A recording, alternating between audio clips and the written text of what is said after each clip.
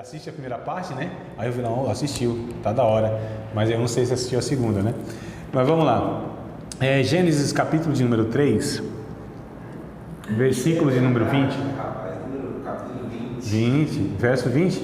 E chamou Adão, aqui já é depois do pecado, tá, irmão? Então o homem pecou, aquela coisa toda. Durante toda a conversa entre Deus, o homem, e a serpente e a mulher, Deus trata Adão como homem e a mulher como mulher. Isso. Só lá no capítulo, no versículo 20 mesmo. Isso. E é interessante assim, ó, que no hebraico, quando o texto hebraico do Antigo Testamento, calma aí que nós lemos, olha para cá, depois a gente lê, vocês estão curiosos?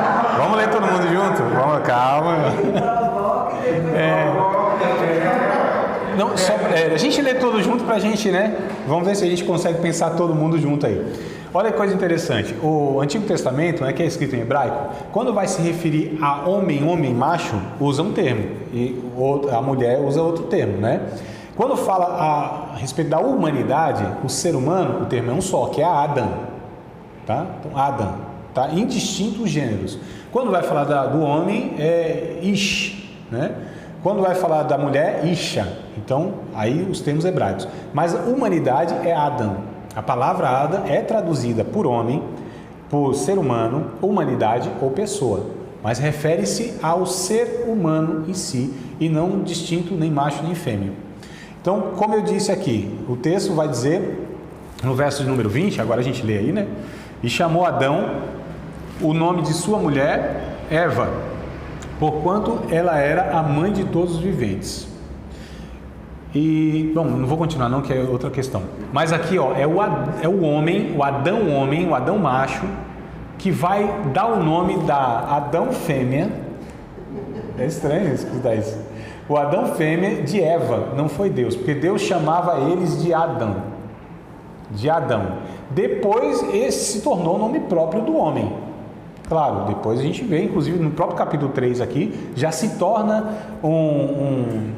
uma identidade, um termo para identificar o homem, Adão, né? Então você é o homem, tua mulher é a Eva, mas foi Adão que começou essa conversa, não foi Deus. Aqui é depois do pecado.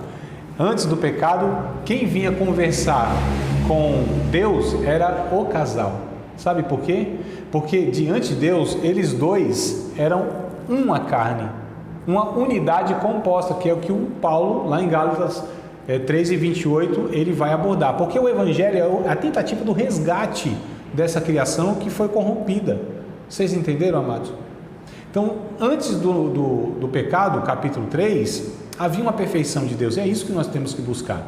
Só que é difícil a gente compreender essa perfeição lá, porque entender uma perfeição teológica, de enxergar, se relacionar com Deus exatamente como Ele é, quem é que faz isso?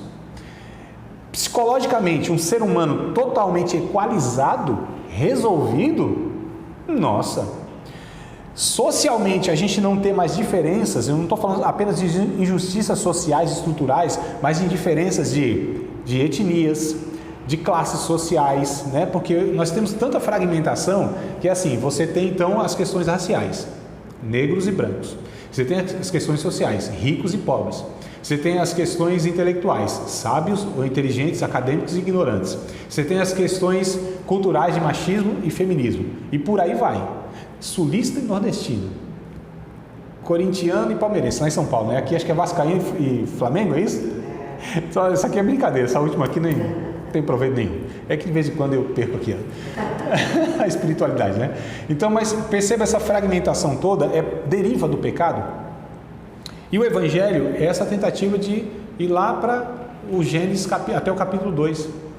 Quando perguntaram para Jesus a respeito lá de uma situação, Senhor, porque assim, tinha um grupo lá de judeus que eles não acreditavam na eternidade, vida futura, essas coisas todas. Eles eram materialistas, eles acreditavam lá nos 5 livros de Moisés e tal, judeus, chamados de saduceus, né? Um grupo que tinha chamado de saduceus. Você tinha os fariseus, os saduceus, os essênios e os zelotes. Eram 4 grupos principais que tinham na época de Jesus, grupos religiosos.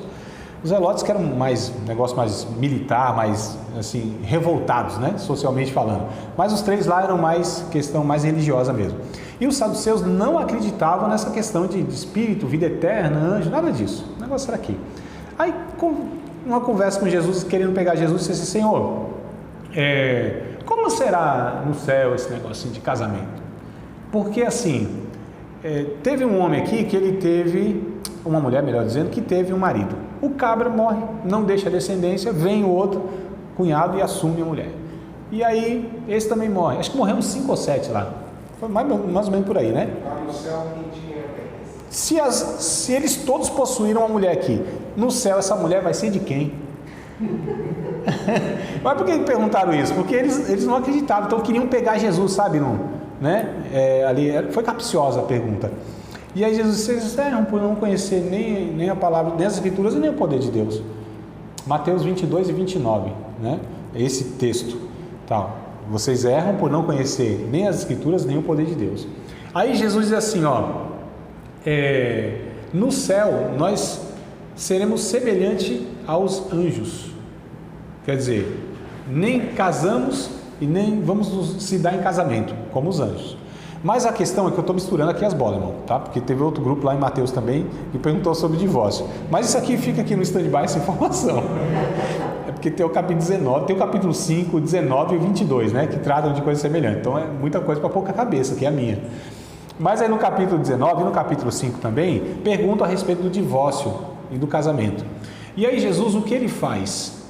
Vocês não leram o que diz as Escrituras? Deixará, pois, o homem, seu pai e sua mãe, unir-se à sua mulher, e ambos serão uma só carne? O que Jesus está fazendo aqui? Pegando o princípio da criação de Deus. Não está pegando Moisés, não está pegando os profetas, nem toda a história do Antigo Testamento, entenderam? Então, assim, é isso que eu quero frisar aqui. Pegou lá o princípio de todas as coisas.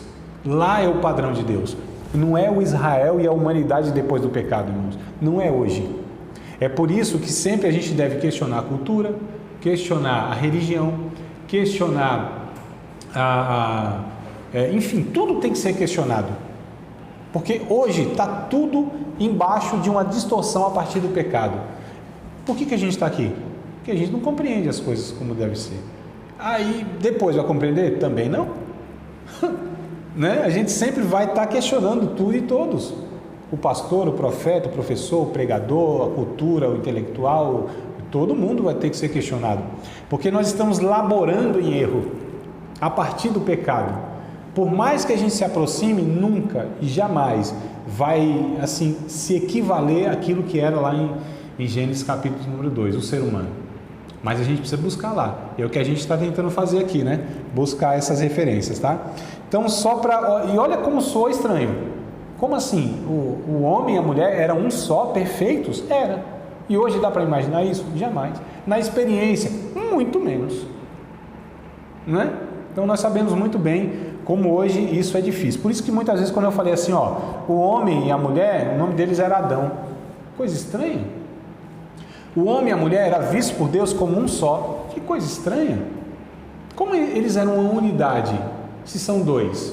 Então, é dois a partir do pecado, porque o homem começou a olhar para a mulher para o homem e já começaram a ter ali suas divergências. Transferir as responsabilidades, né? Conflitos sociais. E hoje só tem se agravado cada vez mais. Então, tudo que aparece hoje na humanidade é uma tentativa de equalizar isso, inconscientemente, mas cada um de uma forma egoísta.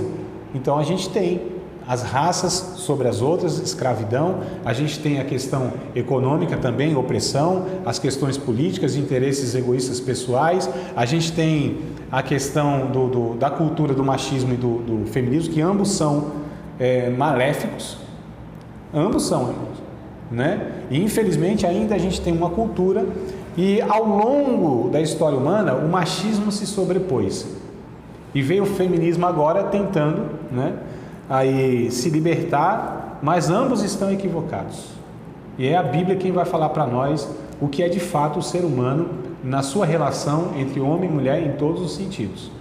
Né? De complementariedade como era, de uma unidade que se servem e que vê o outro não como outro, mas como ele mesmo, como Adão disse. Esta osso dos meus ossos, carne da minha carne. A minha pergunta é: quem pode ser osso do meu osso, carne da minha carne, senão eu mesmo? Mas o Adão, ele conseguia viver isso, não só ver, não só pensar, não só falar, mas viver isso, porque de fato era uma harmonia tão absurda que quando o homem via a mulher, se via nela, e quando a mulher via o homem, se via nele, e ambos eram então essa perfeição, essa harmonia, e onde Deus chamava de Adam, ser humano, macho e fêmea, né? Então quem é o ser humano? O ser humano é a versão macho e fêmea, nem mais e nem menos, um não é inferior e o outro não é superior. E o que a gente está fazendo? A gente sempre está tentando corrigir essas diferenças. E aí Paulo, como eu disse, coloca, nem macho, nem fêmea. Fala, André, mas calma aí, é assim então, bagunçado, cada um por si? Não. Deus cria, a gente chama de, não existe hierarquia, irmãos. Outro ponto que eu queria frisar, vou tentar trabalhar isso nessa matéria, essa questão hierárquica, né? Como eu disse, todos esses aspectos, e principalmente no casal. Isso assim, ofende a imagem e semelhança de Deus. Tudo o que propõe uma opressão, uma desigualdade, tudo o que propõe uma inferioridade e superioridade, são distorções da vontade de Deus.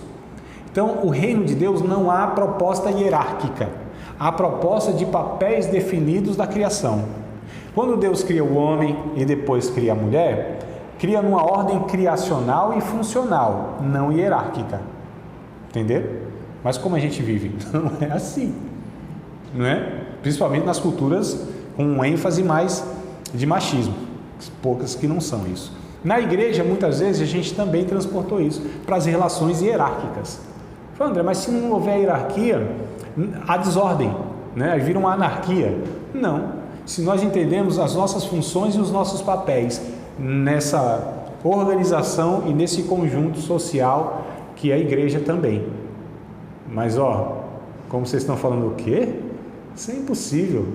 Como que a gente vai fazer isso? Então, a Bíblia vai sempre estar nos provocando e nos chamando, então, para essa proposta, que é a restauração do ser humano, esse ser humano que foi criado perfeito, que foi criado à imagem e semelhança de Deus, que expressava a beleza da santidade, da pureza, enfim, tudo que Deus ele propôs para o homem, e o homem refletia isso, e hoje se tornou o que se tornou. Então, quem é esse homem mortal, que não era mortal?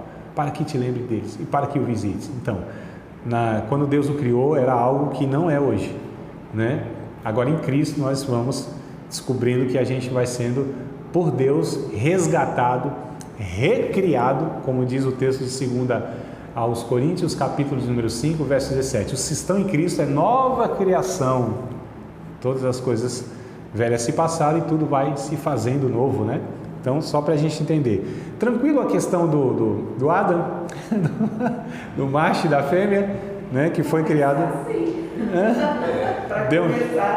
Tá bom, né? Então tá bom. Então, já que para começar tá bom, eu nem vou estragar, não termino. Mas é só para a gente entender aqui, amados, o ser humano como a Bíblia apresenta, né? Esse ser criado por Deus perfeito, a sua imagem e semelhança, nessa unidade que eram os dois, inclusive. É aqui que a gente vai trabalhar o que é a imagem e semelhança de Deus. É nessa unidade composta. Unidade composta, André? Existe isso? Existe. A Trindade nos mostra isso. O ser humano criado à imagem e semelhança de Deus nos mostra isso. E essa possibilidade em Cristo e a igreja também restaurada nisso. Nessa unidade como um corpo. Como algo íntegro, integral, inteiro. Não divisível. Né? Porque toda a divisão ela é oriunda do pecado em todos os aspectos. O que Deus sempre quis é que tudo fosse uma única proposta de uma criação ou uma humanidade dentro de uma criação, vivendo harmonicamente, de tal maneira que um poderia desfrutar do outro sem prejudicar o outro. Eu estou falando de ser humano e criação. Criação e ser humano e ser humano. Entendeu? Eu quero indicar para vocês esse livro aqui, ó, A Doutrina da Humanidade, tá? Esse aqui, sugestão, depois eu, né, fotografo, um negócio que parece meio retrógrado, né? Assim, eu posto lá no grupo. É que eu peguei uma foto minha ali de 89, né? E aí eu tentei dar um zoom nela assim, ó, não consegui na foto.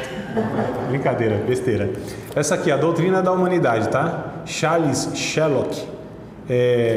Vai falar aqui de um bocado de coisa sobre o ser humano, lógico, né? Antropologia, a imagem de Deus no antigo Israel, a imagem de Deus renovada em Cristo. Isso só são os títulos, tá? Os subtítulos aqui são, ó, só para vocês entenderem aqui, ó, tá vendo? Títulos e subtítulos, ó. Deixa eu ver aqui, o pessoal ali vê também, ó, títulos e subtítulos, tá vendo? Tem um monte. Então só vou falando os títulos aqui.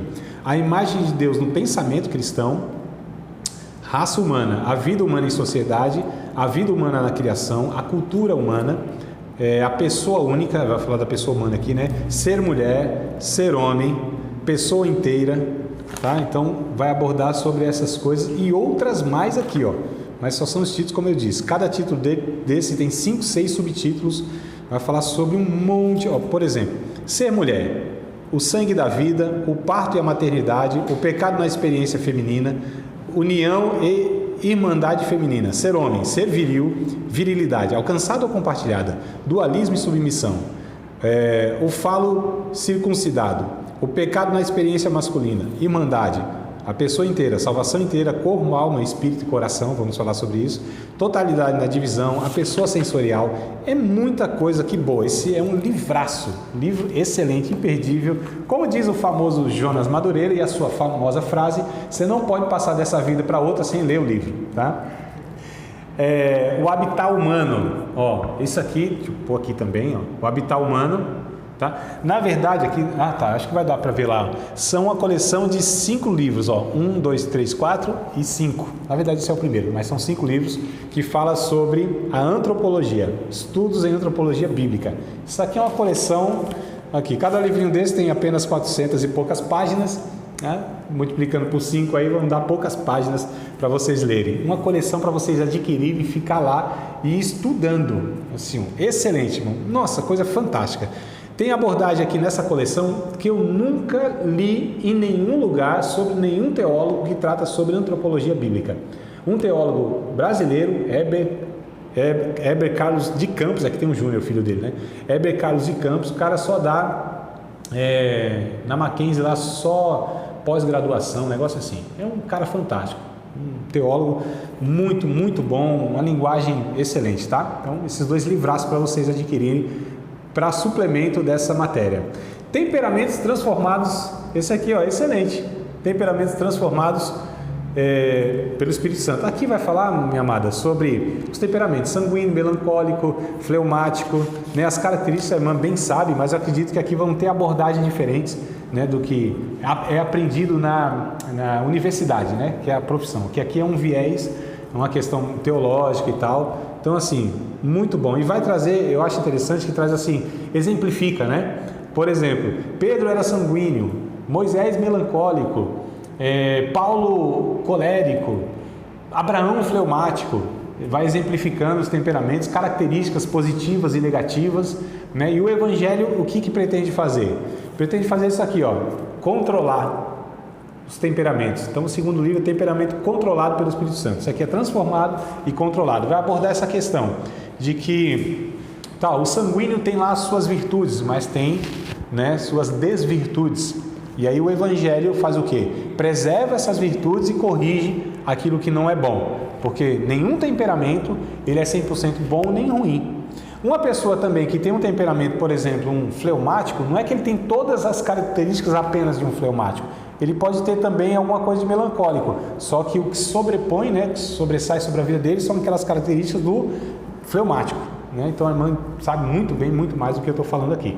Então vocês querendo aí saber mais dos temperamentos, personalidade, caráter, que faz parte da antropologia, esses 2 livros também eu recomendo. A linguagem não é técnica, tá? Ela contém linguagem técnica, mas assim, muito explicativa, como eu disse, exemplificado, né? Esse temperamento controlado pelo Espírito Santo aqui é algo assim, nossa, como é bom, como eu disse, para o nosso autoconhecimento, né? Como a gente vai se enxergar, vai se ver aqui. A gente fala, nossa, e aqui explica, ó, o que é temperamento, o que é caráter, o que é personalidade, tá? Alguma coisa, lógico, eu vou falar na aula, mas os livros detalham muito mais, né?